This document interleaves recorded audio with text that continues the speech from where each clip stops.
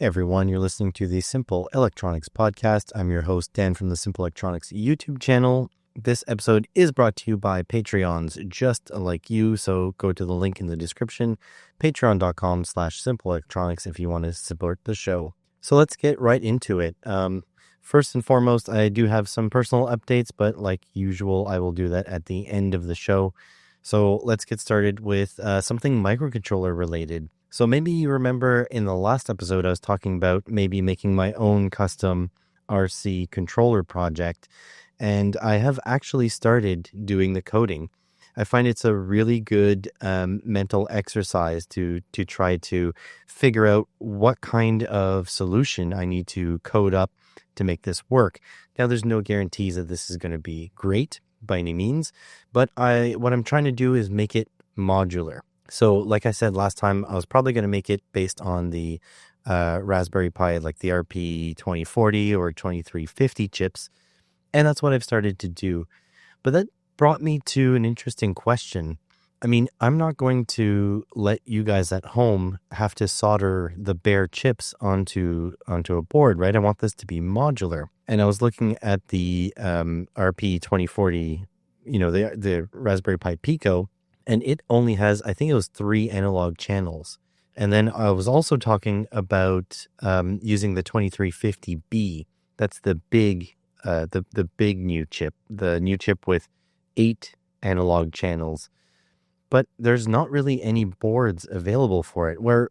Actually, I have found 2. And there's 2 boards, one that I recommend, and one that I actually bought, the one that I don't recommend. But I will just say really quick, the goal here is going to be to make it modular, completely modular. So there's going to be sort of like a triple or maybe quadruple footprint on the board so that you can use a Raspberry Pi Pico if you really want, and you don't need that many analog channels, which is fine. But if you do want a whole bunch of analog channels, you're going to have to go with the RP2350B. And the best way to do that is in one of these 2 boards. So the first board, and the one that I would recommend that you get, would be the RP2350 Stamp XL. So that's a board by Solder Dash Party. If you know, I recommended a while ago on Blue Sky that you follow Arturo, I think it's 182, his handle. He's a fellow maker, and I believe he is the creator of Solder Party. And so he makes stamps, right? So the RP2040, the 2350A, the small one, and the 2350B are all on these really easy to solder boards. And these things are quite impressive because they have a GitHub repo with all of the information that you need, like including footprints, pinouts, code, all sorts of things. And these things are absolutely tiny. So the module with the 2350B, the big one, is quite a bit bigger than the small one. I think the small one is like an inch by an inch, something like that. Well, 25 millimeters by 25 millimeters or so. This big one here is 25 millimeters by 45 millimeters. So that is just under, it's 1 inch by just under 2 inches. But the reason I didn't go with this board, which is $11.33 US, very reasonable, made in Sweden, from by makers for makers type thing. The reason I didn't go for it is that because of the pin spacing, to get it to fit in such a small package, which is great. I love the small package. He uses 2 millimeter pin spacing. So your regular pin headers are 2.54 millimeter pin spacing, so 0.1 inch.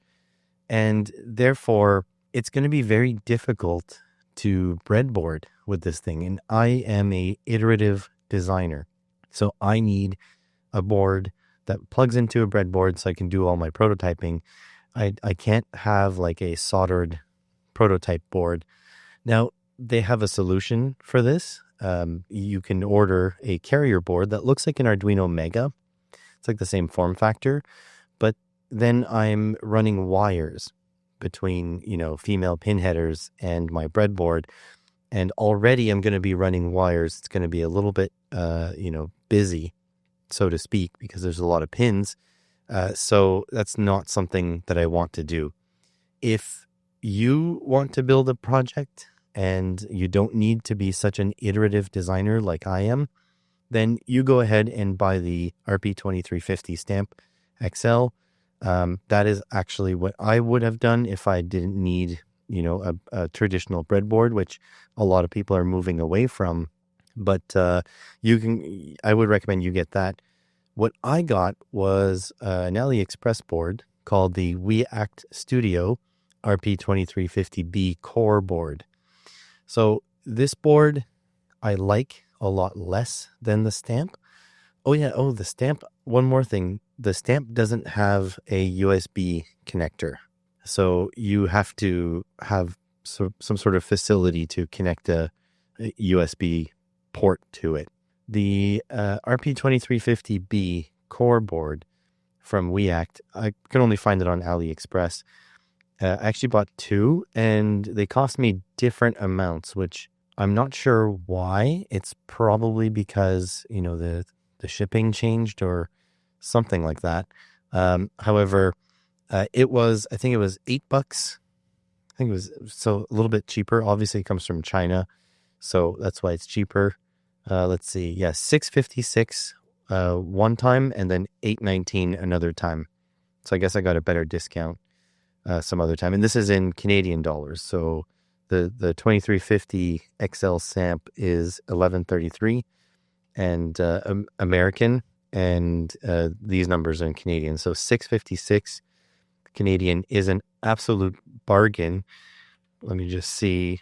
That converts to $4.60 American. So very cheap. What this features is pretty much everything that the RP2350 Stamp will give you. No carrier board, mind you. No documentation. That's one of the big things. Arturo over there, or his team, I'm not sure who takes care of that, but there's really, really good and thorough documentation. WeAct has none of that. They have a GitHub link on the store page, and that brings you to their old boards. So I guess they haven't updated the GitHub for the new boards. These are fairly new, right? The chips have only been available individually for a short amount of time. But what I really don't like about this board is that it has 4 rows of pin headers. So it has 2 rows of 15 on each side of this board, and the board is a little bit bigger. So it's a little bit a pain in the butt because I won't be able to breadboard this one either. However, it's a fairly trivial adapter that I can build to make it breadboardable. I would just take those 15 pins and turn them into, take the 2 rows of 15 pins and turn them into a single row of 30, which will plug onto one breadboard. And then on the other side, another single row of 30 to plug into another breadboard. At least with the 0.1 inch headers, I don't have to buy adapters. It's all off the shelf type stuff. And then when it's time to actually, plug this into a motherboard for my actual project, then I'll just get 2, female pin headers, slot them in, good to go. I have them already here in a box. I don't have to buy, specific female pin headers. The Arturo's board, it comes with pin headers, the 2 inch, the 2 millimeter spacing pin headers, but then you still need something like the female end to interface with it, right? So literally the only reason I didn't go for the Stamp, which I'd still recommend you guys do, is because these things have 0.1 inch pin headers. It's a little bit of a sacrifice that you have to make. And it is, the board is a little bit bigger. The Stamp is 25 millimeters by 45 millimeters. This, the WeAct board is 41.4 millimeters by 41.4 millimeters. So, bigger in one direction. It's a different form factor. altogether. Still would love the stamps, and I still recommend that you buy from a maker. But in my situation, if it was 0.1 inch pin headers, I think it would be ideal. It just isn't. So what's cool though is that I said I was going to make a very simple board to adapt the double rows to a single row. Well, I just realized I also have an Arduino Mega embedded version, and that thing also has 2 rows of pins. And so the adapter that I'm going to use for this 2350 is also going to work for the Arduino Mega embedded. So that's pretty good. The only thing it won't fit is the Raspberry Pi connector, like the single board computer connector. It's 2 rows of 20.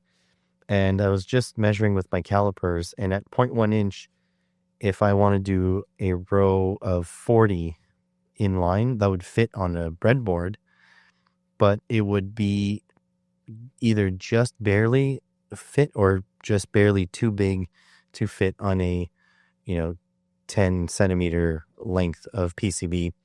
And really, when you go over 10 centimeters in any direction on a PCB, it starts getting very expensive. So the adapters are not feasible for you guys. Like, I'm sponsored by PCBWay. I don't have to pay for PCBs anytime I want them. Essentially, I just need to make a video from them. But for you guys, I don't think it's going to be worth it to order boards, to have those extra pins in case you get a Raspberry Pi that you want to plug into a breadboard. It'll cost more for no reason. So that's the goal. The goal is to make those adapter boards, order them from PCBWay, and then I'll have my first sort of working prototype. So that's what I'm doing. I mean, these chips are amazing, so might as well use them. I'm going to put the links in the description for the microcontroller boards. The WeAct one will be an affiliate link if it's valid on AliExpress. Some things are not valid.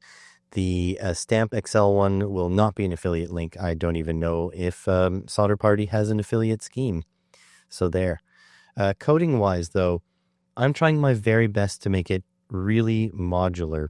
And I'll sort of explain my logic. And perhaps some of you that do coding professionally or for fun, but just better than me, can explain, how I should go about making it modular and easy to use.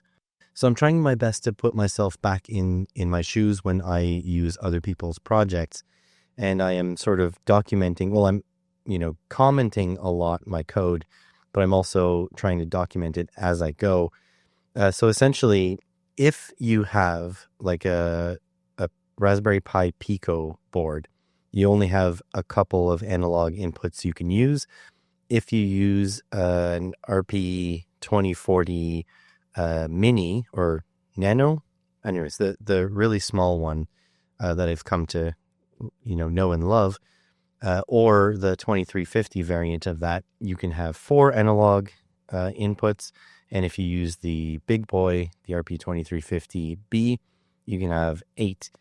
And so in my, where I declare my variables for the pin numbers and stuff, I will have a section that you uncomment if you're using a Pi Pico, a section that you uncomment if you're using the mini board, and a section you uncomment if you're going to use the the WeAct board or a 2350, whatever, because they're all the same essentially.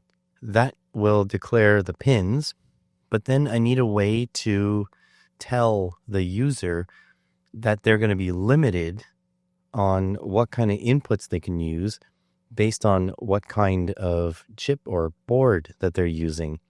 So that's going to be, I suppose, explained in the comments. It's going to be explained on the GitHub, and I'm probably going to make a website entry, like a configurator that people can go access and choose what kind of stuff they need.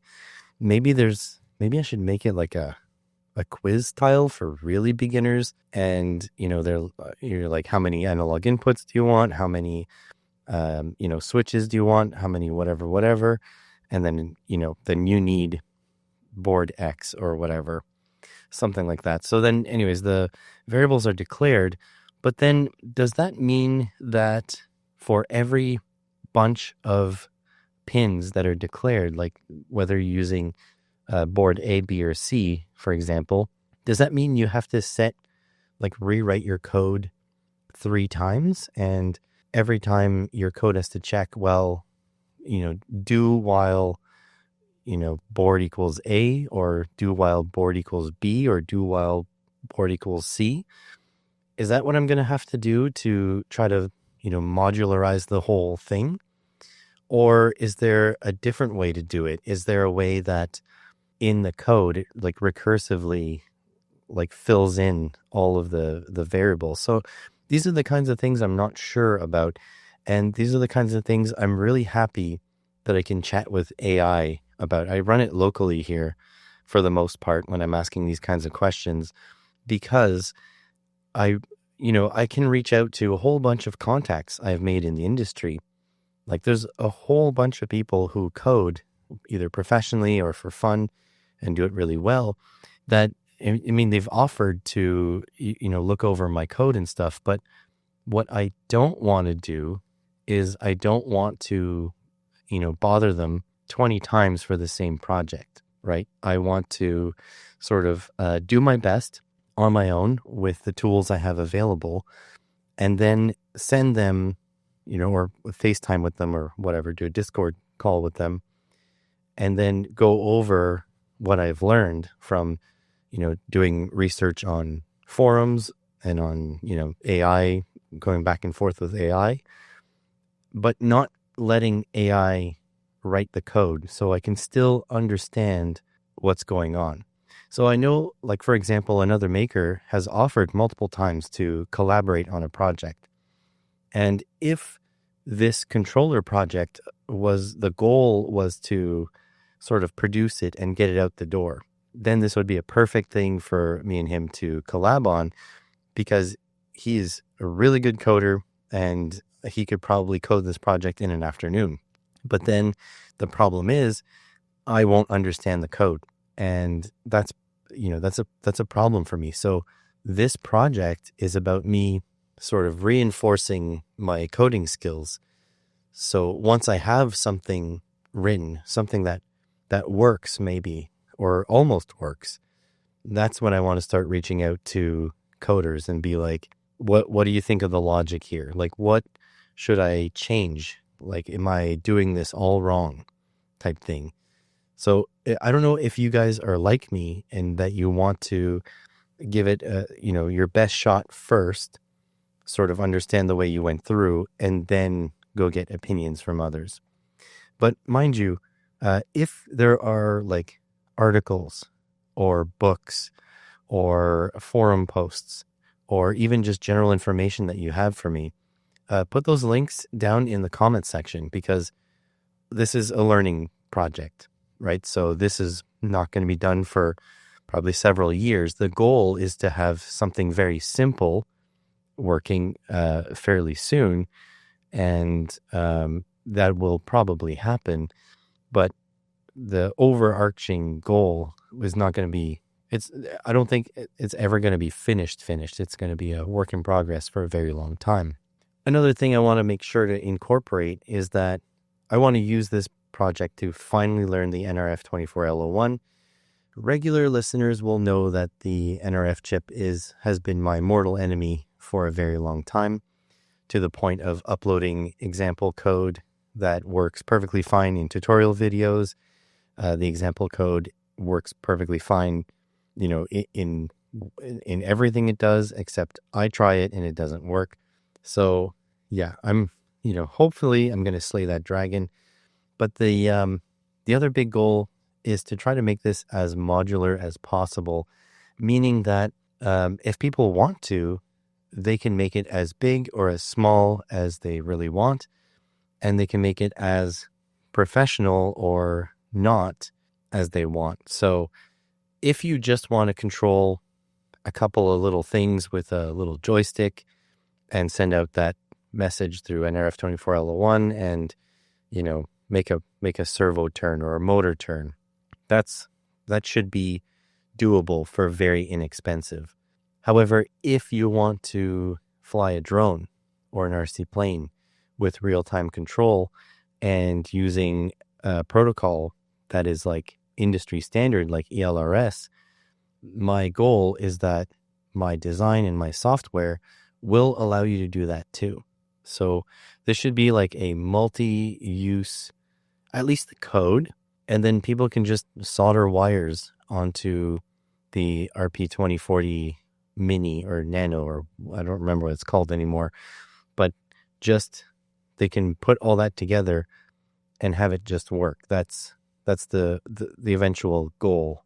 Moving on from that project, which may not see the light of day for quite a while, I must remind you, I asked on YouTube, I made a post, and I also asked on Blue Sky, I made a skeet, I think they called, asking people what their organizational strategy was, because it's become quite apparent that I just can't be trusted with my own organizational skills. I am starting to, become buried in, my lack of organization, essentially. So this is going to go out to you guys. So everyone listening in the audience, I'll present to you my approximate, organizational philosophy.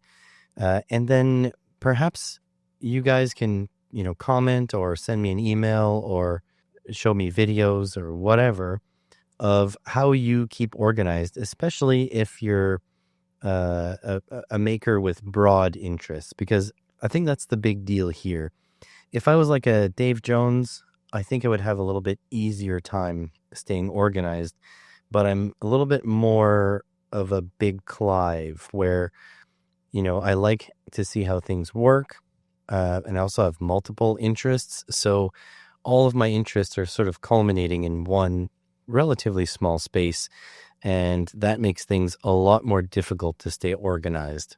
So I guess I'll go from like size wise, right? So my very, very small things, I have a collection of like 0804, actually 1206 and 1206 and smaller service mount components.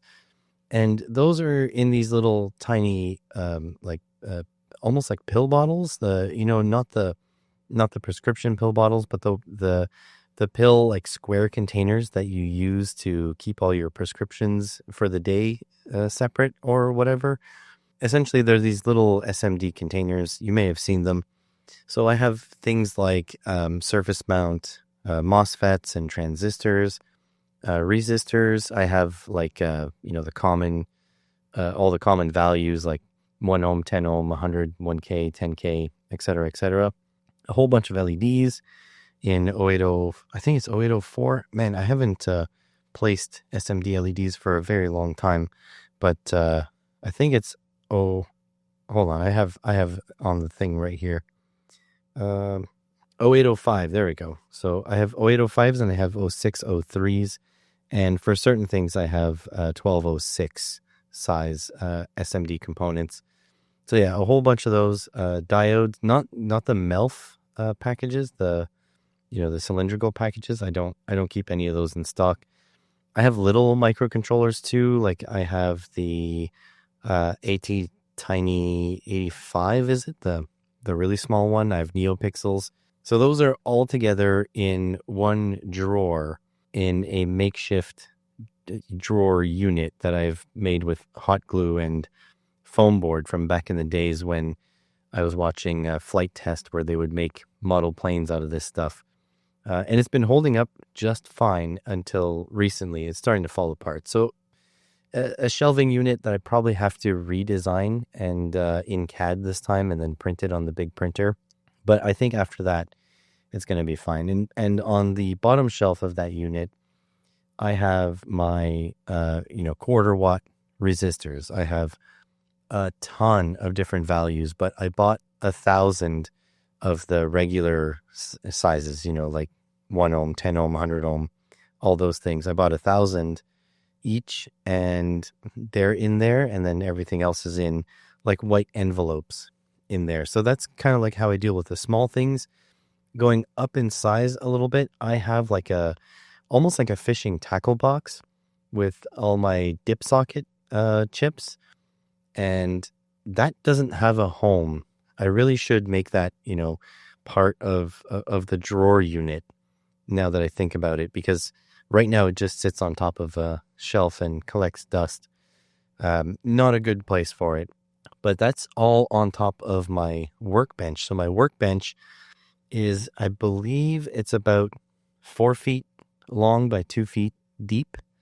And it has a small shelf on the very top. And that's where those components sit on that shelf, as well as my Unity equipment stack, because Unity sent me a bench multimeter, a bench power supply, a bench, not a bench SIGGEN, but close enough, a nice SIGGEN. And wait, is it a bench SIG? It is a bench SIGGEN. I don't know what I'm saying. So that's all up there. And beside it is space for an oscilloscope. I just need to pick which oscilloscope is going to fill that void. And then beside that is an old Hitachi V212, CRT type oscilloscope. That oscilloscope, by the way, I really do want to get rid of it. I've talked to a couple of like schools or people in charge of schools. They're not really interested in those oscilloscopes. It doesn't do digital storage. So when you have a student that is kind of like trying to understand the concept of what an oscilloscope does, it's kind of nice to be able to pause, like to stop the feed and, take the measurements and stuff like that. So it's not really well suited for like places like a high school or something like that. It's better suited for someone that's actually already interested in electronics and sort of wants access to a very inexpensive oscilloscope. So actually, while I'm here on the subject, if anyone in the Ottawa area wants to pick up a free Hitachi V212 oscilloscope, I just don't have probes for it. All my probes are for my other oscilloscopes, but probes are very inexpensive. But if you want this oscilloscope for free, email me, get in touch, and you can have it for free. I will literally give it to you, as long as it's going to go to a good home. If you're going to use it, then that would be great. At some point, I'm going to make a video on it, and I turned out that I never did. It's kind of awkward to unhook the camera and shoot head on. So I'm going to make a video on it, before I say goodbye, and maybe going to explain the differences between a modern oscilloscope that you can get for very inexpensive these days and these old oscilloscopes, which for whatever reason people are asking a lot of money for. I bought this one back in 2016 or something for $40 because oscilloscopes were kind of expensive.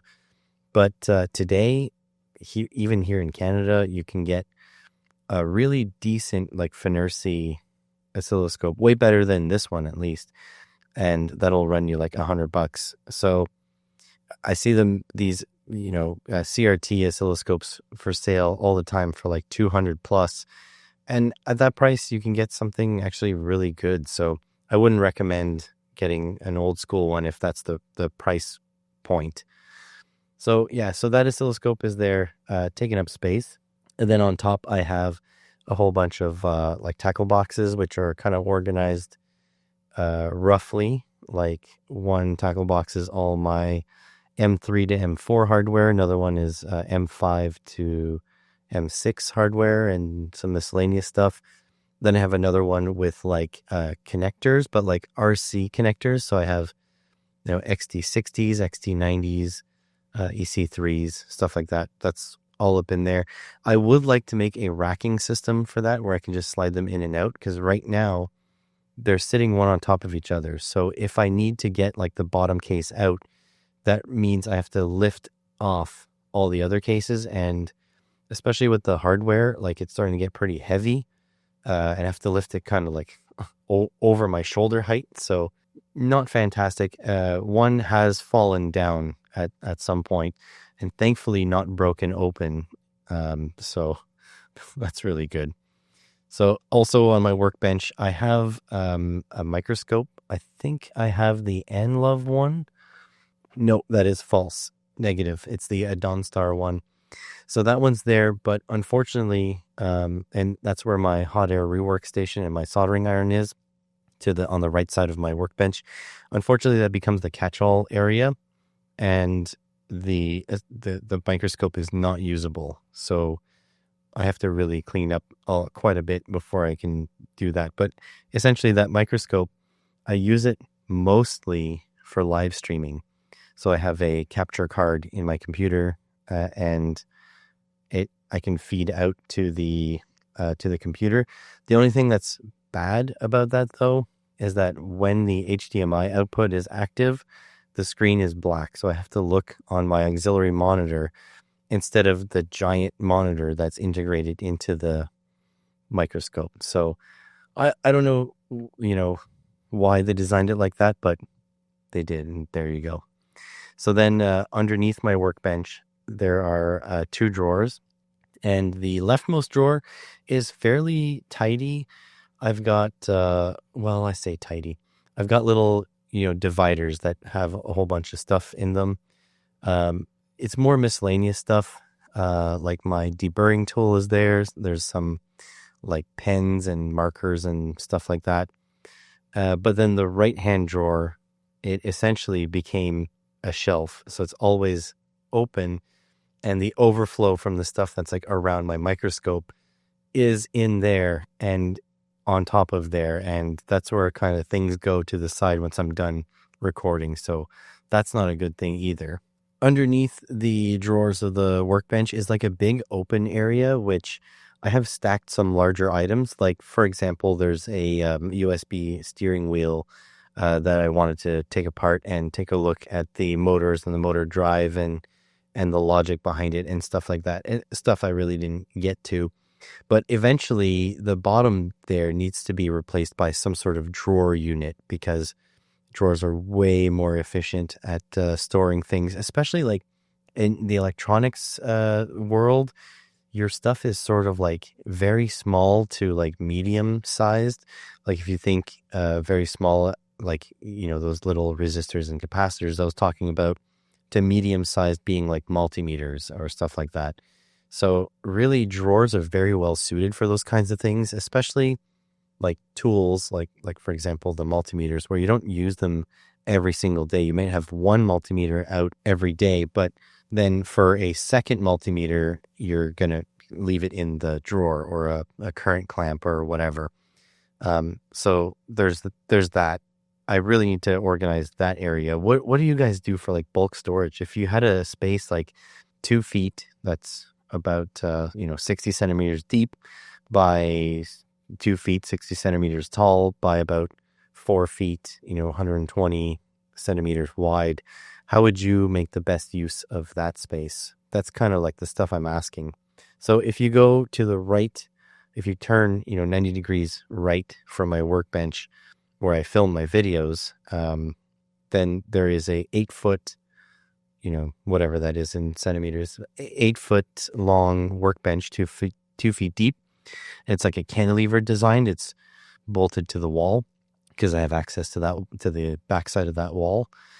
And that is where the Voron V0, the Neptune 4 Max, and the Cricut lives. I'm probably going to sell the Cricut. I've only used it like a couple of times, and one of those times I'm pretty proud of is when I made custom t-shirts and gave them away to Patreons. So that was nice. So the Founders Edition t-shirts that I handmade, essentially I designed, printed, or cut the design out on the Cricut, and then pressed them onto shirts and then send them out. That was my 5,000 subscriber celebration. So I'm pretty happy about that, but I honestly haven't used the Cricut since at least 2019, maybe 2018, something like that. So it's been here for a long time. It's probably time for it to move on. Maybe I'll ask my mom if she wants it, and then I'll just give it to her or something. But it is worth like probably $100 or so. I don't know. We'll see what happens to that. But that bench, again, any horizontal surface when you're talking about like hobbies or whatever, it fills the room. So that horizontal surface became a catch-all. So this is more stuff that I have to sort down into bins and stuff. On top of that workbench, there are like high CRI LED strips, because the goal for that workbench would be to film on it a little bit, which didn't happen, but it might still. So those LED strips are there, and those LED strips are on a set of shelves. So there's 2 shelves, one on top of the other. And on those shelves is a whole bunch of plastic shoe boxes, like Tupperware type shoe boxes. I think they're 5-liter shoe boxes. And those boxes are labeled. So this is where I keep things like I have a bin called assorted lengths of wire. This is where I keep my copper wire, which is, it's starting to get quite heavy. So I'll have to move down. We'll talk about where it's going to move very shortly. But I have stuff like, buck and boost converters. I have sort of like adhesives, cable management, USB cables. So those are all kind of in those bins. There's a lot of them. If I turn around to look, there are like 28 of them on those 2 shelves. So they're 2 tall, and then there's 7 across, and then that's twice. There's another shelf on top. On the bottom of that workbench is another shelf that I've designed into my design. This is all homemade stuff, by the way. There's some more of those bins on the leftmost section where I have stuff like soldering stuff, motors, I have chargers, and I have LEDs, and I have a box of like all my microcontrollers and stuff. So some of those boxes, like the LED box, is overflowing, the microcontroller box is overflowing, so I'm gonna have to separate them out again into other bins. But it's starting to become a problem. There's a lot of stuff going on, so there's some organizing and reorganizing to do. You move on from there, leftwards of there, and there's an entire section, about a third of the workbench, where I keep my 3D printer filament. So I have a whole bunch, but it's kind of frustrating because every time I start a project, it feels like I don't have the correct filament for it. So I've got a little bit of ABS, which I was supposed to start printing this winter, which I didn't because I didn't tune the 4on-V0. I have some PETG, I have some PLA and some PLA Plus. I typically do my prototyping in PLA, and stuff that needs to go outside will be in PETG, or needs a little bit more strength will be in PETG. But often I just end up printing with whatever's in the printer. So it is what it is. The Neptune 4 Max tends to burn through a lot of filament because a lot of the things that I use it for become kind of large. So, sometimes you can use an entire spool in like 1 or 2 prints. So it goes quickly. I buy them on sale in 4-packs, especially like black and white, the common colors, and go to town.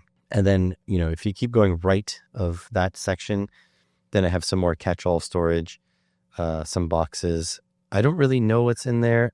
I have to like decant boxes that I've been storing stuff in for a very long time.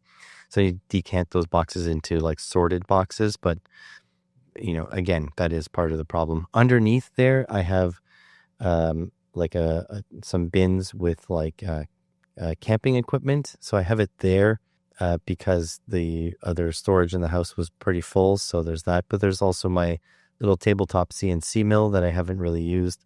And a couple of things for teardown are like underneath there, which probably need to get moved as well. Across the room from that is another 8-foot workbench, another custom made one. But this one on the bottom of the bench has big tubs, like probably like 40-liter, 60-liter, something like that. Big tubs with all my 3D printer parts. RC parts are another one. I have like cooling stuff because I bought a lot of heat sinks and fans and stuff like that over the years, or I've salvaged a whole bunch of that stuff. My mailbag queue is in there. Mind you, a lot of the stuff that's in there I haven't touched because I stopped filming mailbags, but I could start filming them again because really I am still ordering a whole bunch of stuff. So that's in there. On top of the workbench is the Tronxy X5SA and the X3A. So that was my first printer, the X3A, which has been upgraded over the years, but now has fallen way behind. So I would need a brain transplant in that. And same thing with the X5SA. Probably what's going to end up happening, because I do have more printers than I know what to do with for the moment, is I'll probably disassemble the X5SA for parts and probably upgrade the smaller one, the X3A, for to do specific tasks. Maybe to use a really small nozzle and make really precise parts very slowly. But then again, that's what the Voron is for. So I don't really know. But sometimes when you do have a 3D printing project, you kind of have to go all out and have a couple of machines running. So it's nice to have a couple of machines. But the X5SA I bought used for very inexpensive. It's very big. I think the print volume is 330 by 330 by 400 or something like that. It's a Core XY, but it never printed properly. I bought it used for a song, and it printed with a diagonal skew. I think the frame was put together crookedly, and just the kinematics are not great. So that thing is either going to be upgraded just for fun, or it's going to be taken apart for parts. The crazy thing is too, because it's so old now, because we've advanced so far with the Bamboo Labs and all this kind of stuff, even the Neptune 4, for example, you get a base Neptune 4 for so cheap. So because those things are so cheap, these bigger printers, slower, old firmware, 8-bit boards, they're not worth that much. And even if they were worth a little bit, I don't want to deal with someone being unhappy because they thought they were getting a really, good machine for not very much, when really I would be selling them a so-so machine for not very much. So that's why I don't want to sell it.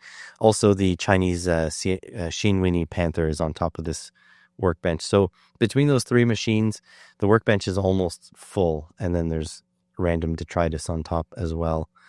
So yeah, not great. Underneath that workbench, I have my lithium polymer cells and the new batteries that came in. So that place is full as well. So as you can tell, like, everything is kind of stuffed, right? And then on top of my computer where I record these podcasts, I have another shelf, and I have 12 bins with, more labels and stuff. And I have boxes with other labels. Like, I'll keep my GoPro, my camera stuff in a box, my microphone audio stuff in a box, HDMI cables, the GoPro accessories, like the mounting hardware and stuff like that, go in a box. I have my hot plate in a box, or not in a box, just sitting there as well. So yeah, I'm pretty much at the edge of what I can fit in here. But like, aside from doing shelves and bins and decanting stuff into more and more precise bins, like, what do you guys do? Do you just sort of pile everything? Is it how do you organize your space? I'd really like to know, how to make that work, how you make it work, so I can maybe integrate your ideas into my workflow. I am slowly but surely losing my voice towards the end of this podcast. So that's the bad part about not having a guest, is I have to go on and on, for over an hour. Even though the episodes end up sometimes shorter than an hour, like it probably would be today as well. There are quite a few cuts, and I have to stop and, you try different takes, because sometimes it's a little hard to get through. But all right, let's do this. So I've been working on the live streams. In fact, I'm probably not live streaming this weekend coming up, but probably the next one. I have a very busy week incoming for work. It is tire season starting. But the last two live streams, I've been working on building the DIY drone. This is the carbon fiber drone that swings a 7-inch 3-bladed propeller, which is going to be a lot of fun to play with. I had a little bit of a snag because I didn't figure out my sort of radio control. Basically, all my radio control stuff it was old when I bought it. Like, I bought it new, but it was kind of older technology. It was on its way out already. but it was decent and it was a really good price. So, that's what I used. I was trying to avoid buying a new radio because it's kind of expensive, and I sort of bought my old radio to be my forever radio. So with that in mind, I ordered another receiver that works with my radio and should work with the new the board in this drone. However, the radio came in, the receiver came in is way too big. It's gigantic. So on the live stream, we figured out another receiver that I can use. So that's on order. So even if I did, finish the build of the quadcopter, it still wouldn't be ready to fly because I don't have that receiver. So I think within the span of one more live stream, I should have everything, done and ready to fly. So there's no sense of me doing a live stream until I have the receiver parts. So that's going to be maybe a week or so. And as I was saying, I'm super busy this week, working sort of extra hours. So it's not going to be this weekend or this week, but probably next weekend is when I'll be able to continue the live streams. I've also been on a bit of an editing spree. I edited 3 videos, maybe 4 today. They will be going up at some point. Like if you're listening to this on the Thursday, they'll be going up at some point, towards the weekend for my Patreons. And one is going to go live this weekend, to everyone. So if you want to check out the results of the live streams and the videos I've been making there, you'll have to join patreon.com/simpleelectronics. I also want to think of some Patreon perks to work towards, since a big portion of my income has been cut off from just sponsorship restructuring, essentially, on YouTube, and also the fact that I haven't been making as many videos as I should be making. I do need to drive a little bit of Patreon subscribership. So please let me know in the comments what you think would be really cool to do, Patreon wise. I was thinking of doing something like BitLooney used to do on his Discord, which was, sort of like an hour hangout session every month or something like that for Patreons only, though. That's one thought. Another thought would be like exclusive Patreon streams or something. The only thing I fear is that I really like stuff to be free. So I don't want there to be too much substance sort of outside of the regular YouTube stuff. So I do want to balance, giving the Patreons value for money and, not taking too much away from YouTube. But let me know your suggestions in the comments. Who knows? I'm just going to flip over before I lose my voice to the personal updates, and then I'll have to go off and edit this podcast. As always, I've procrastinated. It is now 12:13 a.m. I should have done this way earlier, but it is what it is. So yeah, a little bit of bad news on the personal front. My college failed to secure funding once again for the program that a colleague and I have built. This is the second year in a row, and I'm going to try to stay very factual because or else I get too passionate. But yeah, essentially it's politically driven. There's not a lot of political will for funding colleges and educational programs. So this year, my summer is going to be a little bit more empty like it was last year, which means that I'm taking a fairly large hit to my income. I don't know how much it's going to be at the end of the year, but probably about 20% drop in my yearly income total. So that being said, I want to be very clear that my wife and I are not going to starve. It is not at that point. It's just at the tightening the belt point. It's not, we're still going to be able to pay our bills unless something catastrophic happens. So it's, food and water, electricity, heat will be good on that front. But things that I had aspirations to, like an outboard motor, like buying a Voron 2.4 and stuff like that. And I also made, I just bought 2 lithium batteries for the YouTube channel, but also to use on the lake. I probably wouldn't have bought them if I would have known that the program would have been canceled. The college assured me that they were only going to request my program and then a backup of another program. And they turned around and said, nope, you can't have either of those programs.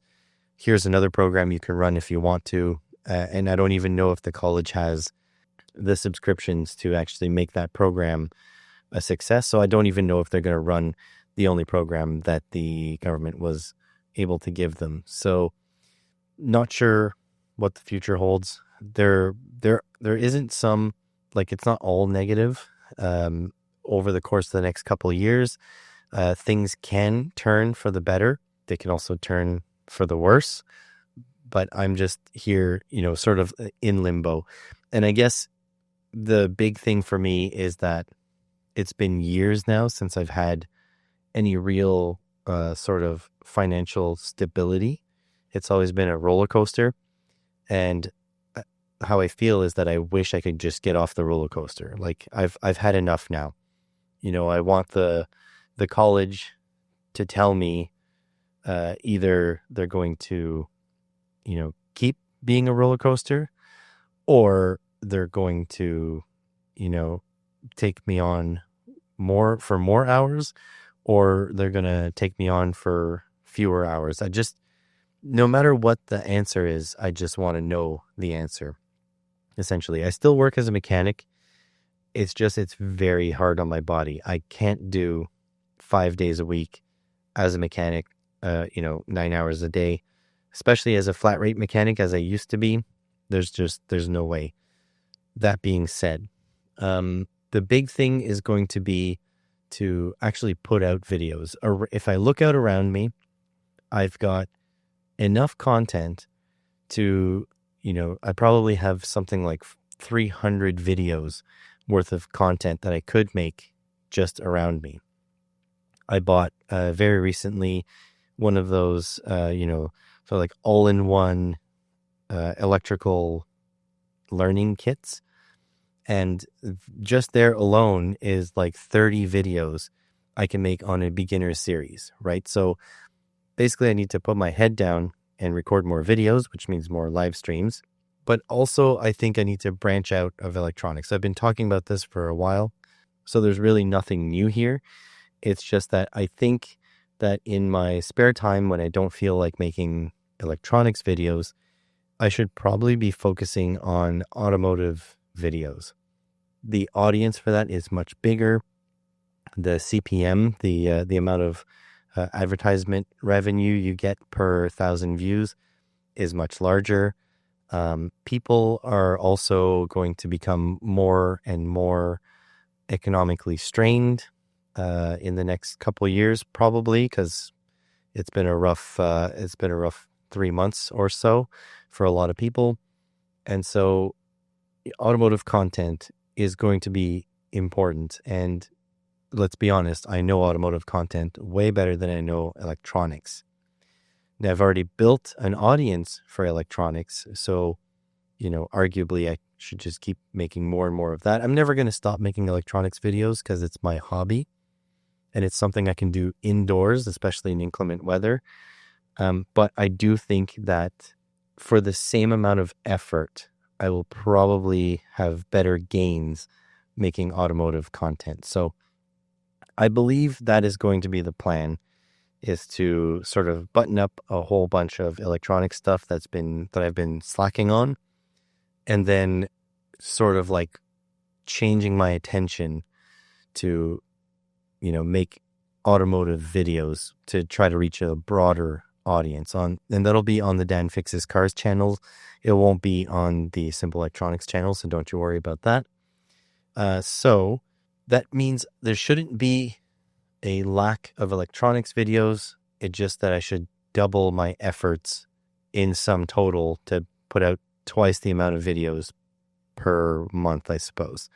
So you guys shouldn't see a big dip. I mean, I haven't been making a lot of videos anyways, but I just would like to put out more content, and especially stuff that will reach a broader audience. But anyways, I need to edit this, so we're going to call it a day here. I want to thank you all for listening. It is not lost on me that those of you that listen to the podcast, day after day, every time it's released, you're the reason that the podcast keeps on going and why I'm up at 12:20 at night recording a podcast when I should be sleeping in bed. I'll catch you on the next one. Thanks for listening.